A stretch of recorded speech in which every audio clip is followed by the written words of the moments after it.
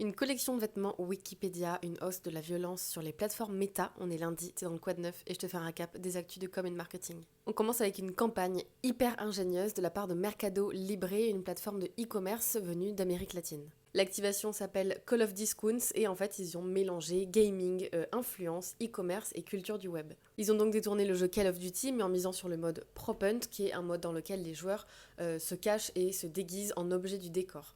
Sauf que la petite twist, le joueur qu'il faut chasser n'est autre que Neymar, qui est aussi streamer à ses heures perdues et donc il incarne plein de produits disponibles sur la plateforme de e-commerce, ballons, livres, fauteuils, grille-pain par exemple. Plus vite vous trouvez Neymar et plus vous avez de réduction sur le produit qu'il incarne. Résultat, c'est un record, plus de 180 000 spectateurs sur Twitch en direct, 16 000 coupons de réduction utilisés en 45 minutes et 1 300 000 $ de ventes générées. Pour les 25 ans de Wikipédia, la marque sort une collection de 14 pièces de vêtements engagées contre la fake news.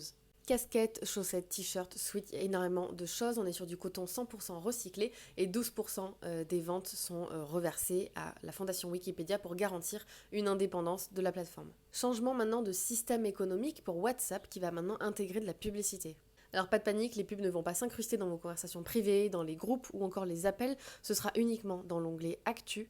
Il y aura donc des publicités insérées directement entre les statuts de vos contacts, un petit peu comme les stories sur Instagram où 1 sur 2 ou 1 sur 3 est une publicité. Rappelez-vous, en janvier 2025, Meta a annoncé se passer des services, des fact-checkers, donc des personnes qui vont venir modérer et limiter la désinformation sur les plateformes. Résultat, eh bien, sans modération, il y a eu une vraie hausse de violence sur les réseaux sociaux Meta. C'est en tout cas ce qu'indiquent les résultats d'enquêtes menées par plusieurs organisations, dont Ultraviolette. Le sentiment de sécurité s'effondre, les contenus nocifs sont en hausse et la liberté d'expression est en recul. On parle d'un climat numérique hostile et plus de 70% des personnes interrogées indiquent avoir été confrontées à du contenu violent. N'hésite pas à nous dire en commentaire si tu as ressenti une différence depuis janvier 2025 sur les réseaux Meta.